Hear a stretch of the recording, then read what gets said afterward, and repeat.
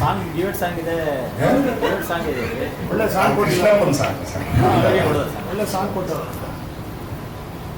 Already Naveen sir ಎಲ್ಲ ವಿಷಯಗಳನ್ನ ಹೇಳಿದ್ದಾರೆ, ಮತ್ತು ಮೇಡಮ್ ಅವರು ಹೇಳಿದ್ದಾರೆ, ಮುನಿಯಪ್ಪ ಅವರು ಎಲ್ಲ ಹೇಳಿದ್ದಾರೆ. ಸರ್ ಹೇಳಿದ್ ನಿಜ. ಫಸ್ಟ್ ಇವರು ಕತೆ ಹೇಳಿದಾಗ ನಾನು ಮೊದಲು ಕ್ವಶನ್ ಏನಂದ್ರೆ ಇದು ನನ್ನ ಪಾತ್ರ ಇಲ್ಲ, ಅವ್ರು ಇಲ್ಲ ಕೃಷ್ಣಪ್ಪ ನೀವೇ ಅಂದಾಗ ನಂದು ಒಂದು ಕಂಡೀಷನ್ ಏನು ಅವ್ರಿಗೆ ಹೇಳಿದ್ದು ಅಂತಂದ್ರೆ ನನಗೆ ಹೀರೋ ಅಂತ ನೀವು ಪೊರ್ಟ್ರೇಟ್ ಮಾಡಬಾರ್ದು.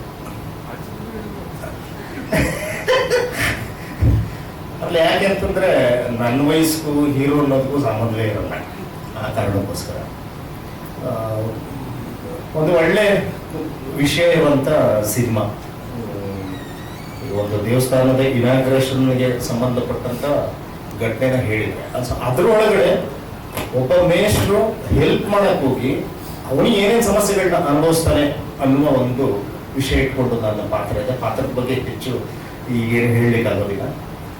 ಇನ್ನು ನನ್ನ ಜೊತೆಲಿ ಅಭಿನಯ ಮಾಡಿದಂಥ ಮೇಡಮ್ ಅವ್ರಿರ್ಬೋದು, ಮುನಿಯಪ್ಪ ಅವ್ರಿರ್ಬೋದು, ಆಮೇಲೆ ಮಂಜು ಅವರು, ಮತ್ತೆ ನಮ್ಮ ತುಕಾಲಿ ಸಂತೋಷ್ ಅವರು ಹೇಳ್ಬೋದು, ಎಲ್ಲರೂ ಅವರವ್ರ ಪಾತ್ರನ ತುಂಬಾ ಚೆನ್ನಾಗಿ ಸ್ಕೋರ್ ಮಾಡಿದ್ದಾರೆ.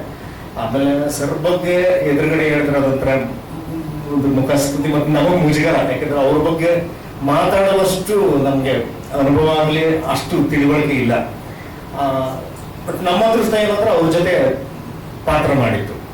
ಅದೊಂಥರ ಗ್ರೇಟ್ ಎಕ್ಸ್ಪೀರಿಯನ್ಸ್. ಎಷ್ಟೊಂದು ಸತಿ ನನ್ನ ಶಾರ್ಟ್ಗಳು ಹಿಂದಿದ್ದಾಗ ಅವ್ರ ಪಾತ್ರ ಒಳಗೆ ನಾನು ನಿಂತ್ಕೊಂಡು ನೋಡ್ತಿದ್ದೆ ಹೆಂಗೆ ಅವರು ತಮ್ಮ ಪಾತ್ರನ ಎಕ್ಸ್ಪ್ರೆಸ್ ಮಾಡ್ತಾರೆ, ಮತ್ತು ಅದನ್ನ ಹೆಂಗೆ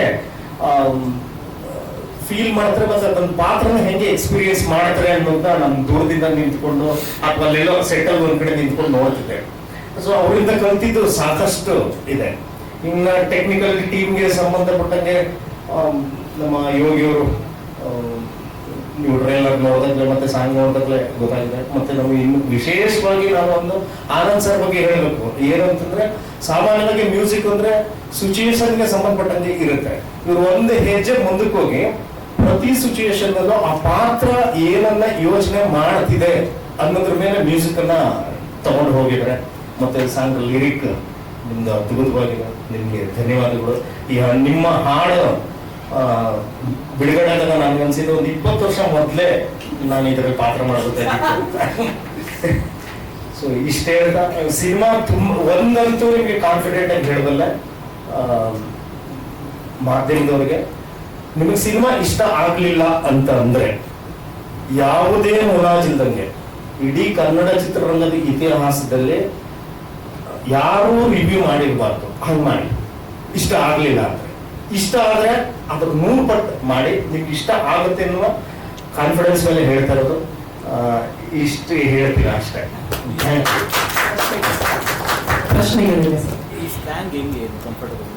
ಸಮಯ ತಗೊಳ್ತೀನಿ ಇಲ್ಲ, ಯಾಕೆಂದ್ರೆ ನಾವೆಲ್ಲ ಒಂಚೂರು ನಾಟಕದಿಂದ ಬಂದವರಾದ್ರಿಂದ, ಆಮೇಲೆ ಡೈರೆಕ್ಟರ್ ಬೇಸಿಕಲಿ ಅದೇ ಭಾಗದವರಾದ್ರಿಂದ, ಮತ್ತೆ ನಮ್ಮ ರಿಲೇಟಿವ್ ಆನೇಕಲ್ ಕಡೆ ಎಲ್ಲ ಇರೋದ್ರಿಂದ ಅಲ್ಲಿ ನೆಂಟರ ಮನೆಗೆ ಹೋದಾಗ ಸ್ವಲ್ಪ ಕೇಳ್ತಿದ್ರಿಂದ ಅಷ್ಟು ಕಷ್ಟ ಅಂತ ಏನು ಅನ್ನಿಸ್ಲಿಲ್ಲ. ತಪ್ಪಾದಾಗ ಹೇಳ್ತಿದ್ರು, ಅದಂಗಲ್ಲ ಹೋ ಹಿಂಗ ಹೇಳಿದ್ರು ಅಂತ ಹೇಳ್ಕೊಡ್ತಿದ್ರು. ಆಮೇಲೆ ರಘು ಸರ್ ಅವರು ಹೇಳೋದ ಕೇಳಿಸ್ಕೊತಿದ್ರು. ಅವ್ರು ಪಾಲ್ಗೊಂಡ ಸ್ವಲ್ಪ ಸ್ಲ್ಯಾಂಗ್ ಹಂಗೆ ಇದೆ. ಸೊ ಅವರು ಎಲ್ಲ ನೋಡ್ಕೊಂಡು ಅಲ್ಲೆಲ್ಲ ನೋಡ್ಕೊಂಡು ಆಮೇಲೆ ಮುನಿಯಪ್ಪ ಇದ್ರು. ಅವ್ರಿಗಿಂದು ಫೋನಲ್ಲಿ ಮಾತಾಡುವಾಗ ಇಲ್ಲ ಗೊತ್ತಿದ್ದೀರಾ ಹೋ ಇದು ಶೂಟಿಂಗ್ ಮುಗಿಸ್ಕೊಂಡು ಅಂತ ಹೇಳೋದು. ಇವೆಲ್ಲ ಕೇಳಿಸ್ಕೊಂಡು ಸ್ವಲ್ಪ ಹಂಗಂಗೆ ಕ್ಯಾಚ್ ಹಾಕೊಂಡು ರಿಪೀಟ್ ಆಗಿತ್ತು ಮನೆಗೆ ಹೋದ್ಮೇಲೆ ಅವಾಗ ರಿಪೀಟ್ ಆಗ್ತಾ ಇರ್ತದೆ. ಈಗ ಇದು ಟ್ರೈಲರ್ ನೋಡಿದ್ಮೇಲೆ ಒಂದೊಂದ್ಸತಿ ಯಾರಾದ್ರೂ ಒಂದು ಏನೋ ಹೋ ಚೆನ್ನಾಗಿದೆಯಾ ಊರುಗಳಾದ್ವಾ ಅಂತ ಹಿಂಗೆ ಬರ್ತಾ ಇರ್ತದೆ. Thank you sir. ಇದಾದ್ಮೇಲೆ